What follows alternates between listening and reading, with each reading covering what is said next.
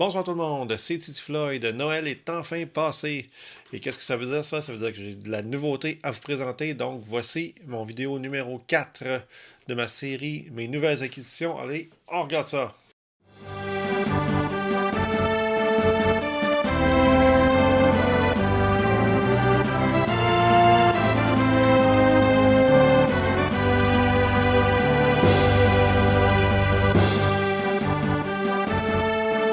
Ok, comme je vous ai mentionné dans l'intro, euh, Noël est passé. Noël, c'était hier. Et qu'est-ce qui est le fun à Noël? En tout cas, dans mon cas, je sais pas si vous avez passé un beau Noël et tout ça, mais moi, en tout cas, je peux pas dire que j'ai été déçu. Comme vous savez, dernièrement, je suis retombé dans le rétro gaming. Donc, Noël, c'était l'occasion propice pour que les gens autour de moi m'offrent des jeux. Des jeux. Et ce qui est le fun, c'est que j'ai eu pas une, mais deux nouvelles consoles. Et comme le titre vous l'indique un petit peu, on va parler beaucoup de la compagnie Sega. Parce que j'ai eu deux consoles de Sega. Une que j'avais déjà eue par le passé, puis une que j'ai jamais possédée avant. Et maintenant j'en ai une et je suis content. On va commencer par le grand frère, le Sega Master System.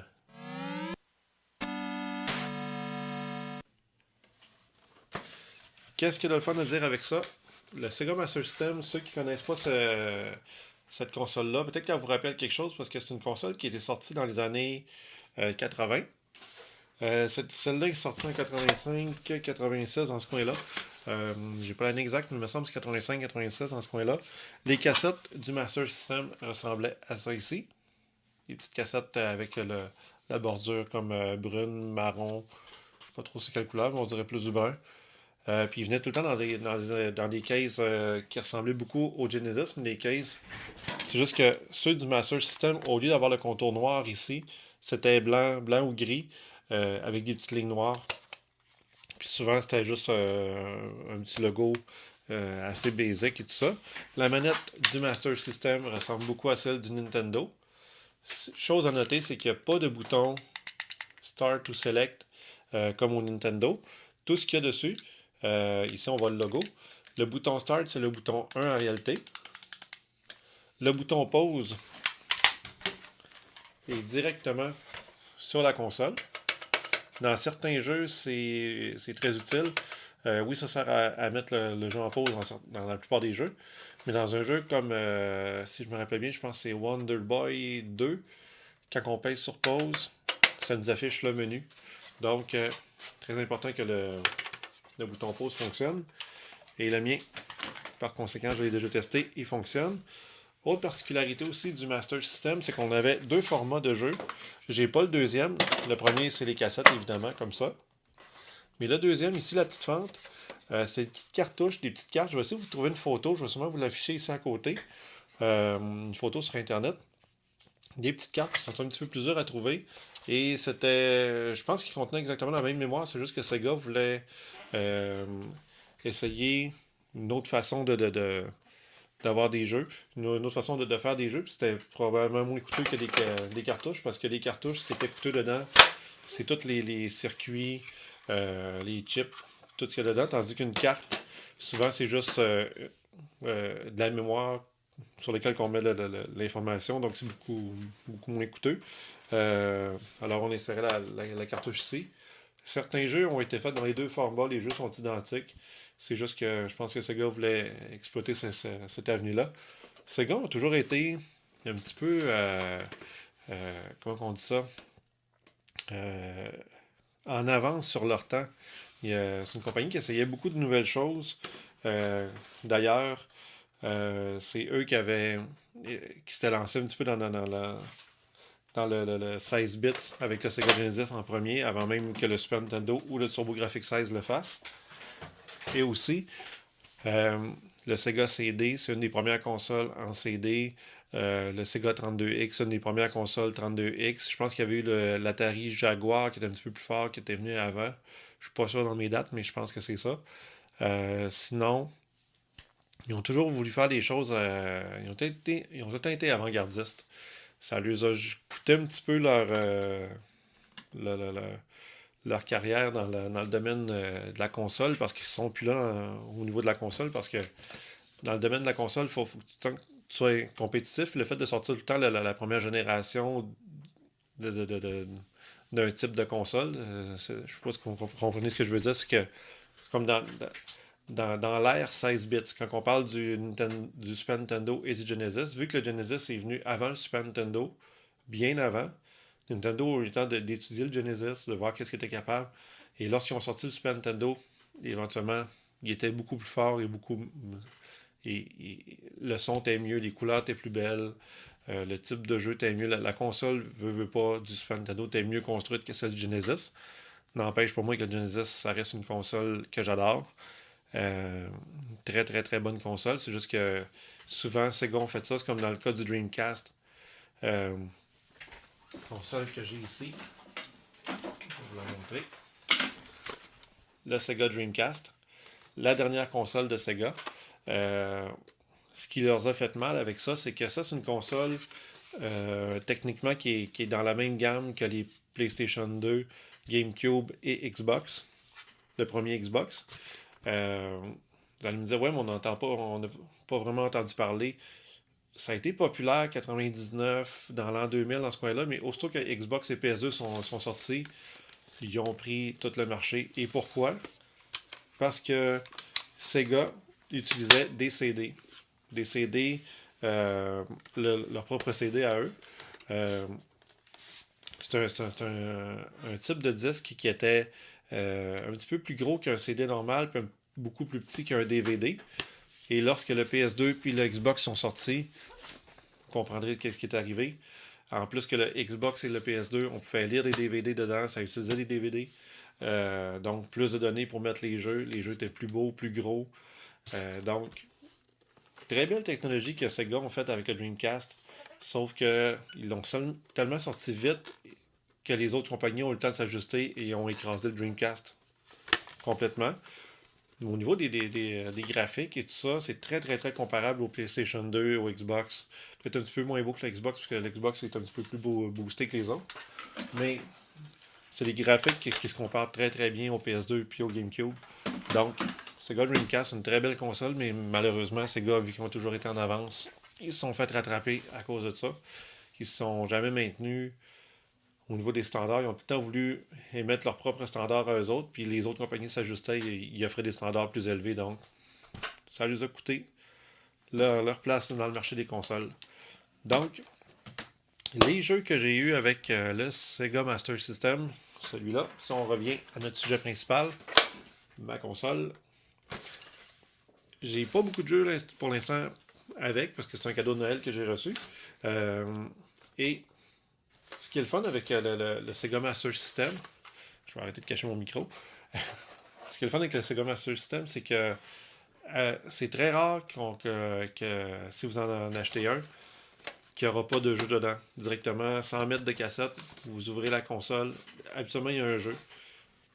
Quand j'ai ouvert le mien, quand j'ai branché le mien, puis je l'ai démarré, je vais vous montrer à l'écran, on voyait le logo de Sega. Et ensuite, il disait veuillez insérer une cartouche. C'est la version 1.3 du Master System. Et j'étais un petit peu déçu. J'étais comme, Colin, dans toutes les versions du Sega Master System, il a bien fallu que je pogne celle qui n'avait pas de jeu. Sauf qu'en gossant avec ma manette, vous allez voir, l'écran s'est mis à tasser à un moment donné. Et le jeu Snails est apparu. C'est un jeu de labyrinthe avec un genre de un petit escargot. Donc, c'est un jeu intégré, caché dans la console. Il y a eu différents types de consoles. Il y en a qui sont venus avec le jeu Safari Hunt, qui se jouait avec le Sega Phaser. Malheureusement, j'ai pas de jeu pour jouer avec ni vous le montrer, mais c'est un petit peu dans le même type que le fusil du Nintendo que j'ai aussi. Safari Hunt, c'est un jeu qui ressemblait beaucoup à Duck Hunt, mais je vous dirais un petit peu plus évolué que Duck Hunt. C'est peut-être même un petit peu plus le fun aussi. Quoique Duck Hunt, c'est le classique. Oups, désolé. C'est ça, fait qu'il y avait la version du Master System qui avait Duck Hunt dedans. Il y a eu d'autres versions aussi qui avaient le jeu de moto Hang On et aussi Safari Hunt. Donc vous aviez deux jeux intégrés dans votre console direct en partant. Et il y a l'autre variante aussi du Master System qui était le jeu de moto encore Hang On et aussi Astro Warrior qui est un jeu, un shoot 'em up, ça veut dire un shooter, un petit vaisseau qui se promène en bas avec qui se promène à la verticale, puis il tue des ennemis, tout ça. Ça, honnêtement, Astro Warrior, j'ai jamais joué. J'ai jamais vu cette variante-là non plus du Master System avec ce jeu-là. Mais écoutez, il y a d'autres versions aussi. Il y a eu le Master System 2 plus tard dans la vie du Master System. Ces gars ont fait une console plus petite qui est à peu près ça de large, qui avait exactement les mêmes composantes, jouait avec les mêmes manettes et tout ça, sauf beaucoup plus petit. Euh, si je me rappelle bien, je pense qu'il n'y avait pas le ARF ici. Il y avait juste la connexion AV, donc il fallait absolument avoir ce fil-là pour jouer avec. C'est un ou l'autre, c'est soit l'inverse, qu'il y avait juste celle-là ou celle-là, mais il y avait juste un des deux et non les deux comme celui-là. Euh, donc ça vous limitait un petit peu au niveau du branchement à votre télé. Sinon, le Master System 2 il est déjà venu aussi avec le jeu Alex Kidd, qui était la mascotte de Sega dans les années 80. Euh, Honnêtement, Sega ont poussé beaucoup Alex Kidd dans les années 80. Début 90, quand le Genesis est sorti, ils sont tournés vers Sonic parce que Sonic, ça a été un méga succès. Donc, Alex Kidd a été tassé de côté complètement par Sonic au niveau de Sega. Puis c'est peut-être quelque chose que Sega aurait dû continuer parce qu'honnêtement, les jeux à Alex Kidd étaient vraiment le fun. Donc, ça fait pas mal de tour de la console en tant que telle. Un autre jeu que j'ai eu avec, comme je vous ai montré tantôt, c'est le jeu Quartet.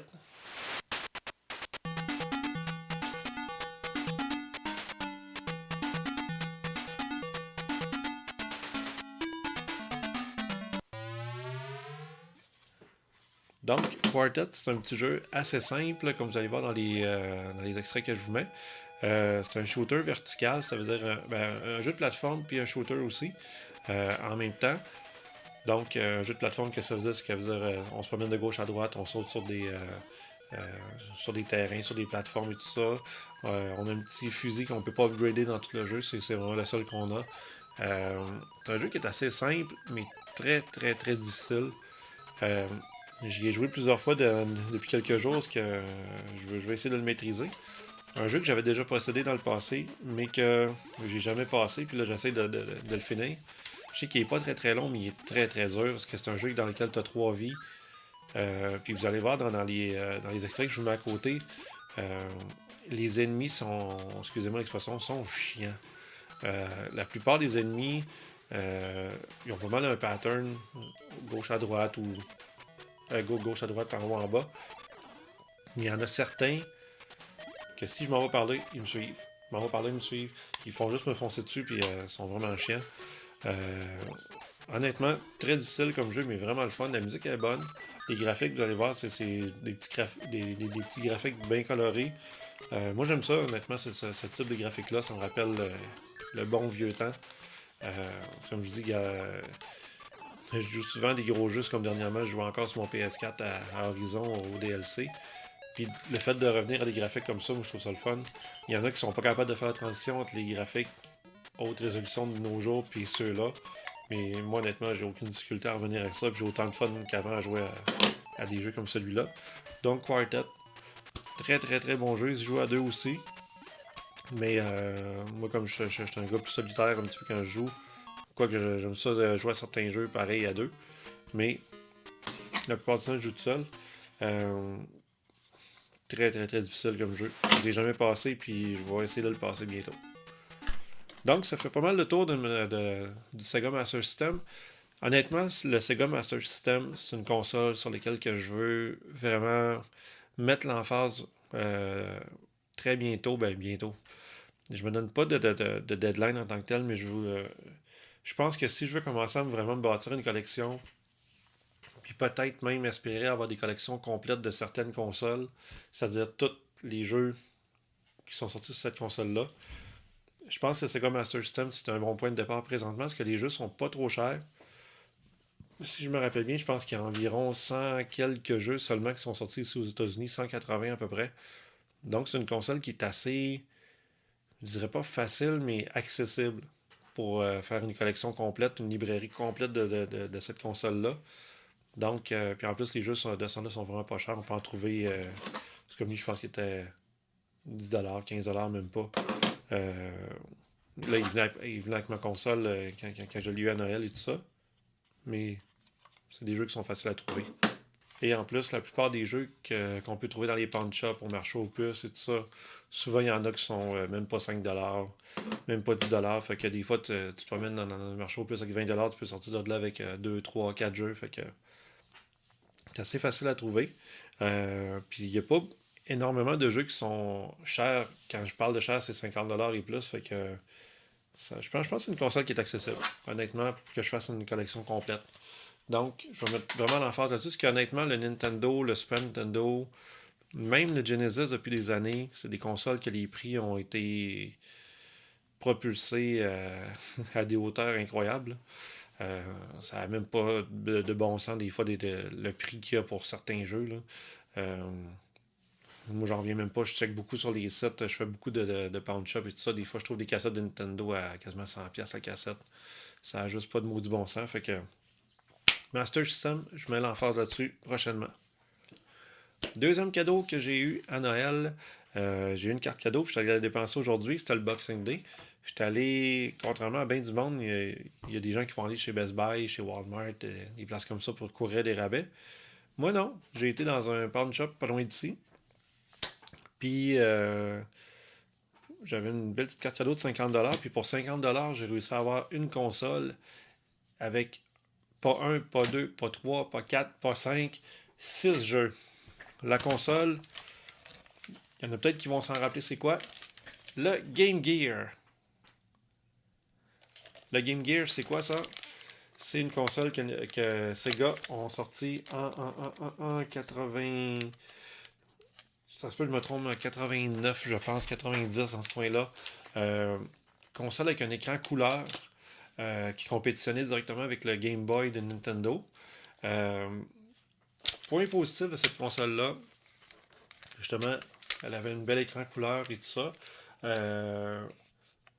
C'est une console qui est très très très confortable dans les mains.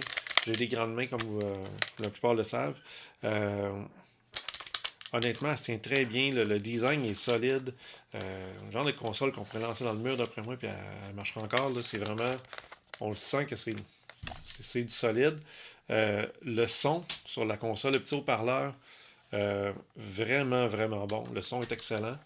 Je l'ai eu aujourd'hui, puis honnêtement, c'est la première fois que j'en ai un, honnêtement. J'ai jamais, jamais eu cette console-là de ma vie, à moi.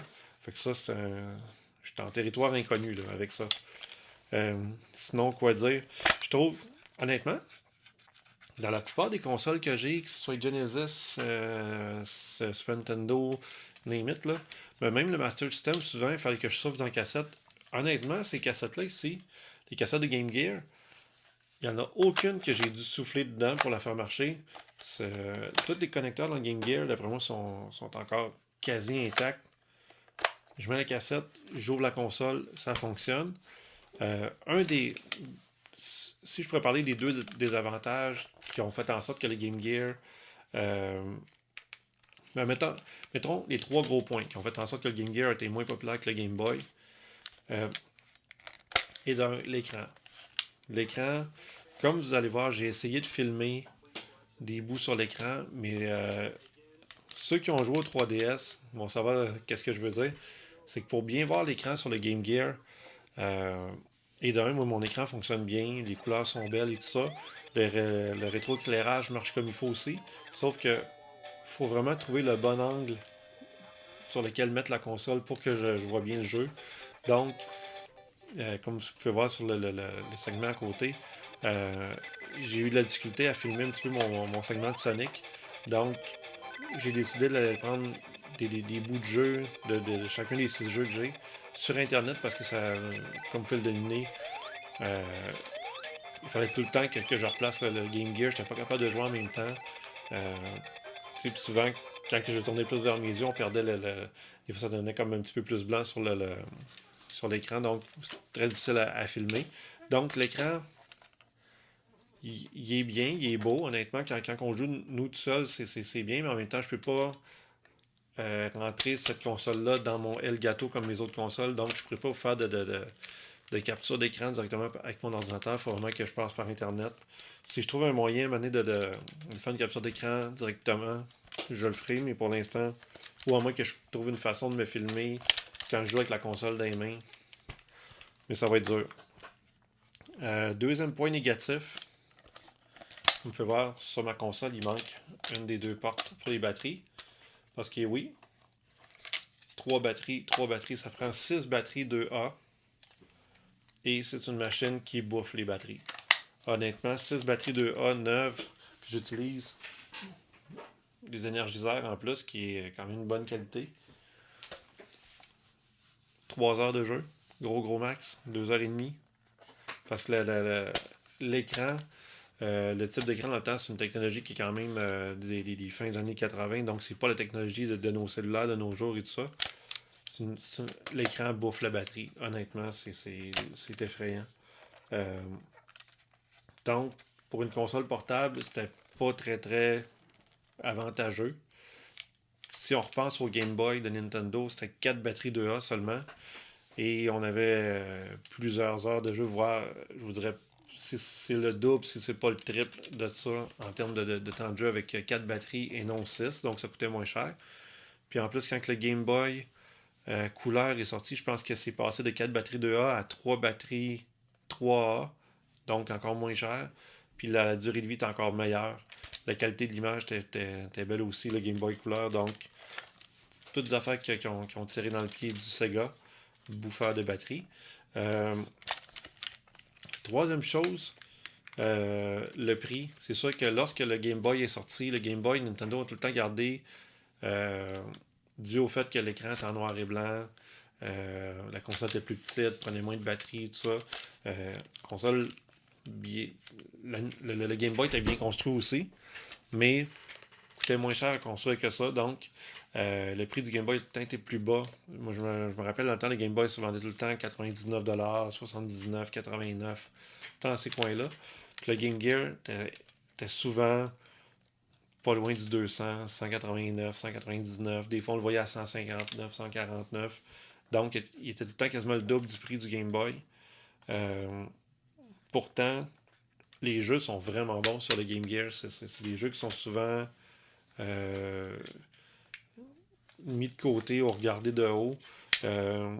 Les gens passent vraiment tout droit des fois du Game Gear, mais honnêtement, c'est une très bonne console. Mais quand on regarde tout ça mis ensemble, le fait que ça bouffe les batteries,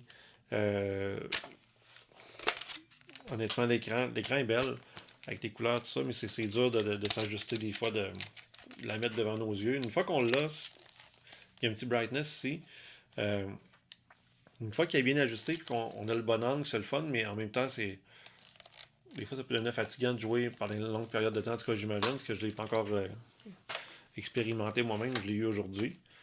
Donc, si on y va au niveau des jeux que j'ai eu, comme vous avez pu voir sur l'extrait que j'ai essayé de filmer tantôt, j'ai eu Sonic 2.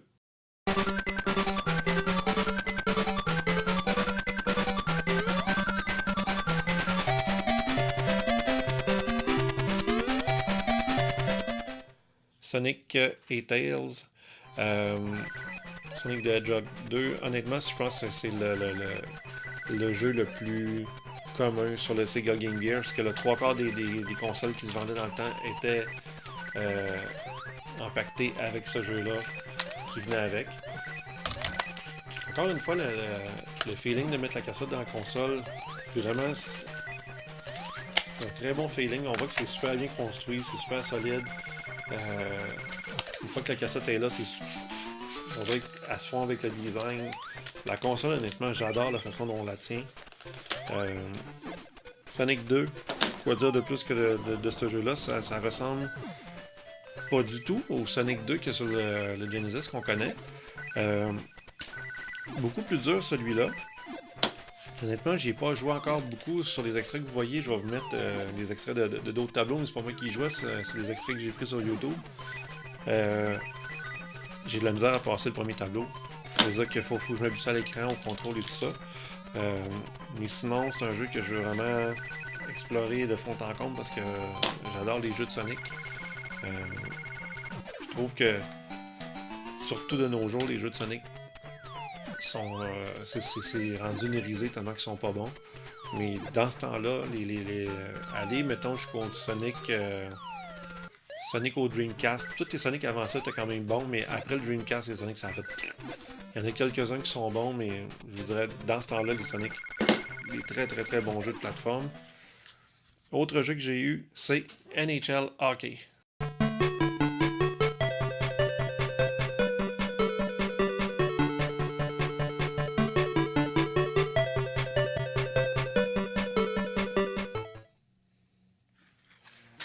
NHL Hockey sur le Game Gear, honnêtement, je savais même pas qu'il l'avait fait.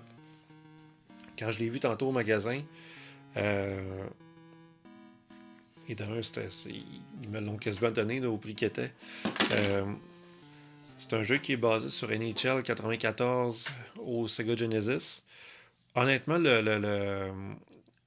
ce qu'on appelle en anglais le frame rate du jeu est beaucoup, beaucoup moins bon que sur le Sega Genesis. Ça veut dire que au lieu d'être 60, pas 60, mais 30 images secondes, sur le Game Gear, il est peut-être 20 images secondes, donc il est beaucoup plus saccadé. Mais une fois que les joueurs ont pris la vitesse et qu'on s'habitue, le jeu est très très jouable, beaucoup plus dur qu'au Genesis, puis qu'au Super Nintendo, mais ça reste un bon vieux NHL hockey avec toutes les anciennes équipes, les Whalers, les Nordiques, toutes les bonnes vieilles équipes qui sont plus là. C'est un bon jeu de hockey comme Sega savait les faire. C'est un downgrade, un petit peu un port qui a été rabaissé du Genesis au Game Gear, vu que le Game Gear est beaucoup moins puissant que le Genesis. Mais ça reste une expérience quand même intéressante, surtout que je savais même pas qu'il existait sur les Game Gear. Fait que une belle petite découverte aujourd'hui, ça. NHL Hockey sur les Game Gear. Je vais garder mes 3 intéressants pour la fin. Autre jeu que j'ai eu, c'est pas une série de jeux que je trippe beaucoup, mais c'est Mortal Kombat.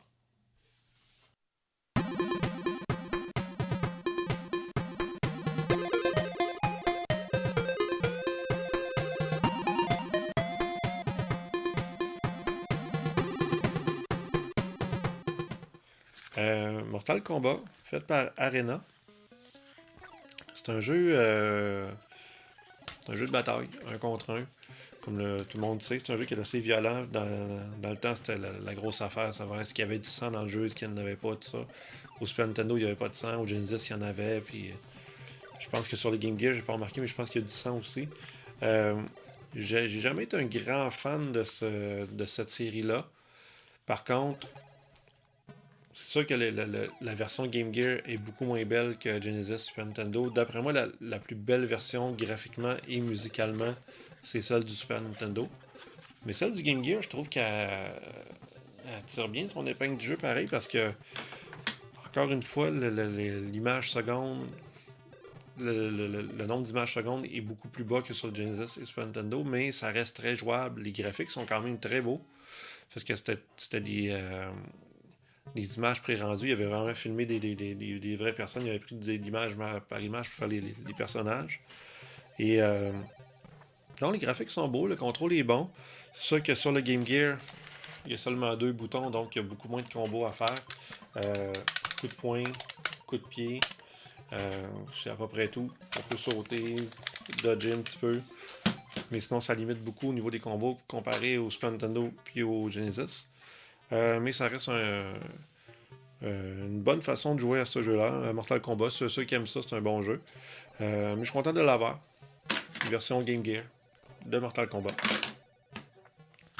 Ensuite, un jeu que tout le monde va faire. Ah, c'est donc bien cute. Le Roi Lion, de Lion King.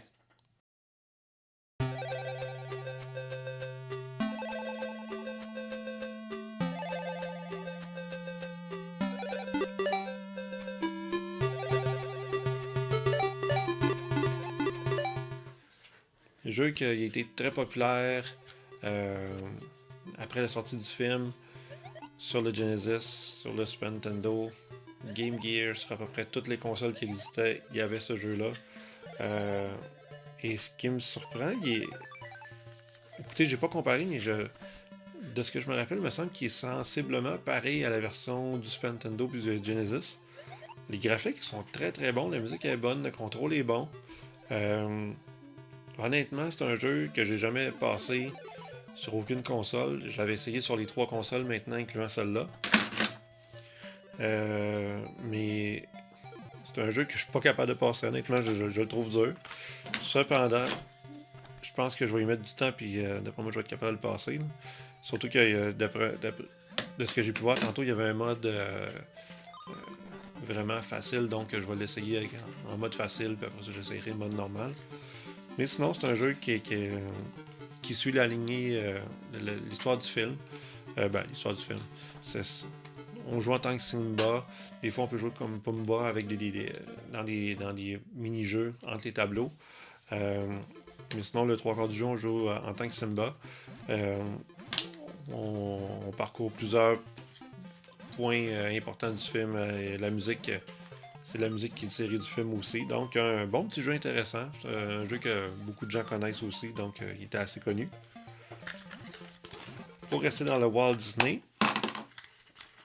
je vais y aller avec le jeu Land of Illusion starring Mickey Mouse.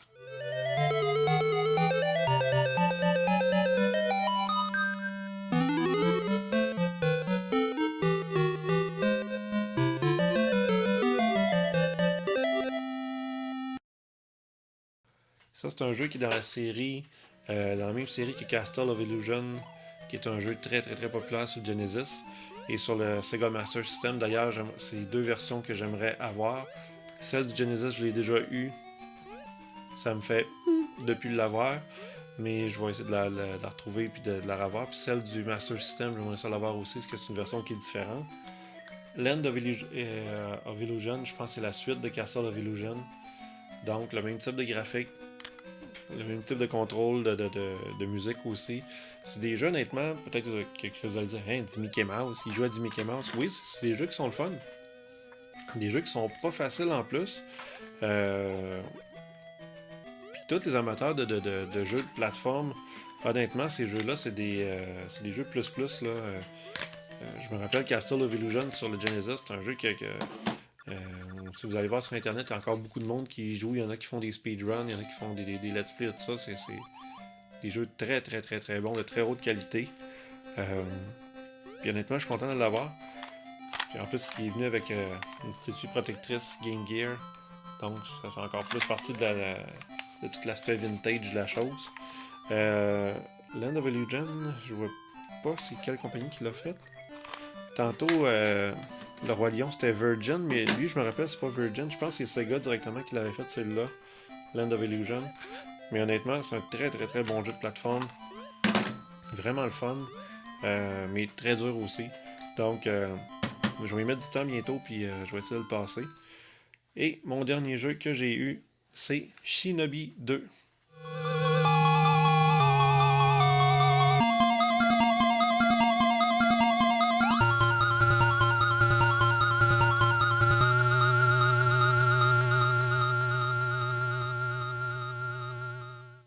Shinobi, une série qui est très populaire sur le Sega. D'ailleurs, il y en a un sur le Sega Master System aussi que je vais essayer d'avoir qui est vraiment pas cher, je pense même pas 10$. On peut le trouver assez facilement sur internet puis dans les pawn shops. C'est un des jeux que j'aimerais avoir bientôt. J'y ai joué un petit peu tantôt à celui-là, à Shinobi 2. Intéressant, parce que c'est un jeu qui est très arcade. D'ailleurs, ça, Sega, s'ils ont une bonne qualité en tant que développeur de jeux puis développeur de consoles, c'est que toutes leurs consoles puis leurs jeux qu'ils faisaient eux-mêmes étaient beaucoup basés sur les arcades. Donc ceux qui aiment jouer à des jeux qui sont durs, mais des jeux qui sont le fun, dans le fond, quand tu joues à ça, c'est juste, tu veux pas rentrer dans un gros jeu comme Horizon ou The Witcher ou ben Zelda, qui va te demander des heures et des heures et des heures. Ça, c'est vraiment tu rentres, tu joues, t'as du fun, ça dure gros max peut-être 1 heure le jeu. Ceux qui sont capables de le passer assez rapidement, ben je dis ça de même, je sais pas, mais la plupart des jeux de plateforme arcade ou des shooters arcade, souvent c'est pas des jeux qui sont hyper longs, mais ça peut être des jeux qui sont durs, c'est des jeux vraiment arcade. Pour le fun, tu joues, tu te passes pas la tête, tu payes sur Power, tu lances ta partie, puis tu joues tant que tu veux. Quand t'es tanné, t'arrêtes. Donc, Sega était très très très reconnu pour ça. D'ailleurs, sur le Genesis, il y avait Altered Beast, Golden Axe, des jeux comme ça qui étaient vraiment connus sur les arcades. Et c'est ça, fait que ça fait pas mal le tour de ma petite collection que j'ai eue. Mes 6 jeux de Game Gear. Très très très content d'avoir trouvé ça aujourd'hui. Si vous voulez savoir le prix que j'ai mis pour tout ça, 6 jeux, un protecteur, la console, même pas 50$. Même pas 50$. Faut dire que c'était le Boxing Day, parce que pour avoir été le Boxing Day, j'aurais probablement mis pas loin de 100$ pour ça, mais vu que c'était une carte cadeau que j'ai eue à Noël, en réalité, pour mon Master System et pour mon Game Gear, ça m'a coûté un gros zéro, personnellement. Donc, c'est ça que je veux. C'est ça que j'aime. S'il y en a qui veulent contribuer à ma chaîne, comme je vous ai déjà dit, allez-y. Si vous avez des jeux à donner, si vous voulez contribuer monétairement à ma chaîne, me faire des petits dons, j'accepte n'importe quoi. Si vous aviez des vieux jeux qui traînent chez vous, que vous ne savez pas quoi faire avec, des boîtes qui traînent dans vos garde-robes, dites-moi là, je vais les ramasser. Peut-être pas gratuitement, mais on s'arrangera pour un prix. Je suis ouvert à tout. J'essaie de ramasser. Je veux vraiment bâtir une collection. Et autre chose que j'ai oublié de parler, tantôt pour le Game Gear, dans mes affaires, j'ai trouvé un vieux bloc d'alimentation Sega. Puis je pense que c'est un bloc d'alimentation pour le modèle 2 de Sega, le modèle numéro 2. Le bloc d'alimentation que je viens de vous montrer, c'est un bloc d'alimentation pour le Sega Genesis numéro 2, modèle 2. Moi, j'ai le modèle 1, que je vous ai montré l'autre fois dans mon autre vidéo. C'est un vieux fil qui traîne dans un de mes tiroirs depuis longtemps, puis je savais pas quoi faire avec. Puis tantôt, j'ai vu que sur le Game Gear, il y a une petite entrée pour un connecteur comme ça, et voilà, c'est guidou. Donc, pas besoin de mettre 6 batteries dedans. Ça fonctionne. Ça fonctionne très très bien. Sans batterie, le seul inconvénient qu'il y a, c'est qu'il faut que je joue proche d'une plug. Je ne peux pas vraiment l'amener avec moi sinon, mais sinon j'ai des batteries aussi. C'est juste qu'il bouffe beaucoup de batterie. Puis quand je vous disais tantôt que le son était bon,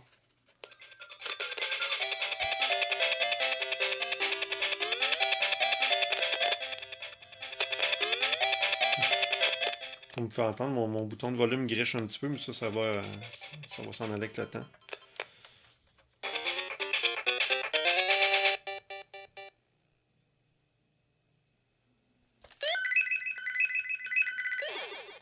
Le son est très fort, honnêtement. Non, je suis vraiment content de cette acquisition-là. C'est une des acquisitions, honnêtement, que je vous dirais qui me fait le plus plaisir. Avec le Sega Master System, ça faisait longtemps que je voulais en avoir un. J'adore le design de cette manette-là. Le feeling aussi, 2 boutons, c'est très simple. Le bouton de contrôle, le bouton directionnel, 2 boutons. Pas être plus simple que ça. Sinon, plus simple que ça, c'est une manette d'Atari avec un joystick et un bouton. Mais ça fait la job, tu t'amuses, vraiment le fun. C'est comme Quartet, même chose tantôt que je vous disais, c'est un jeu un petit peu style arcade. Tu pars du début, tu t'en le plus loin possible, tu meurs, tu recommences au début. C'est pas un jeu qui est fait pour passer des heures et des heures dedans, c'est un jeu que je pense qu'il se passe en peut-être une demi-heure, quelqu'un qui est capable de jouer beaucoup. Moi encore, je le trouve encore dur. J'ai même pas encore passé je me suis rendu au 3e tableau, 4e tableau, 4e monde. Ça peut vous dire une idée, puis je pense qu'il y en a 5 ou 6 dans le jeu. Donc je suis plus qu'à la moitié du jeu, mais il est très difficile, fait que ça me prend encore du temps à le passer. Mais une fois que je vais être capable de le passer, d'après moi, en 20 minutes, 20-25 minutes, le jeu est passé. Ça, c'est un jeu que tu peux faire une fois de temps en temps. C'est juste le fun à jouer. Fait que c'est un petit peu ça la grosse qualité de Sega, des jeux d'arcade, des jeux le fun, des beaux graphiques, c'est coloré. Vraiment, c'est plate qu'ils ne soient plus dans le domaine de la console. J'aimerais tellement ça qu'ils reviennent. Puis s'ils reviennent, je vais être un des premiers à m'acheter la console parce que j'adorais Sega. Mais malheureusement, ils sont plus là. Puis ceux qui me connaissent depuis longtemps pourraient vous dire ouais, mais dans les années 90, c'était pas. pro Sega ben, parce que moi j'avais juste un Nintendo là-dedans, un Super Nintendo. Mes amis souvent avaient des Genesis. Donc, qu'est-ce que je faisais? Moi, c'est sûr que je priais, je prêchais pour ma paroisse, dans le sens que j'avais un Super Nintendo, donc dans ma tête, le Super Nintendo, c'était ce qu'il y avait de mieux. Mais je savais très bien que le Genesis faisait des bonnes affaires aussi. Je rêvais donc d'avoir un Sonic. Je rêvais donc d'avoir tous les jeux de sport sur le Super Nintendo étaient beaucoup moins bons que ceux du Genesis. Non, Genesis faisait des bonnes affaires. Le Sega, en général, faisait des très très bonnes affaires. C'est juste ils se sont perdus dans ce domaine-là au courant des années. Mais qui sait, peut-être qu'ils vont venir un jour. Je le souhaite. Donc là-dessus, je vous souhaite une belle fin de journée, belle fin de semaine de congé des fêtes, ceux qui ont des congés. Moi, j'en ai pas. Mais c'est pas grave. J'ai le temps de jouer pareil. Donc, joyeuses fêtes tout le monde. Soyez prudents sur les routes. Bye et à la prochaine.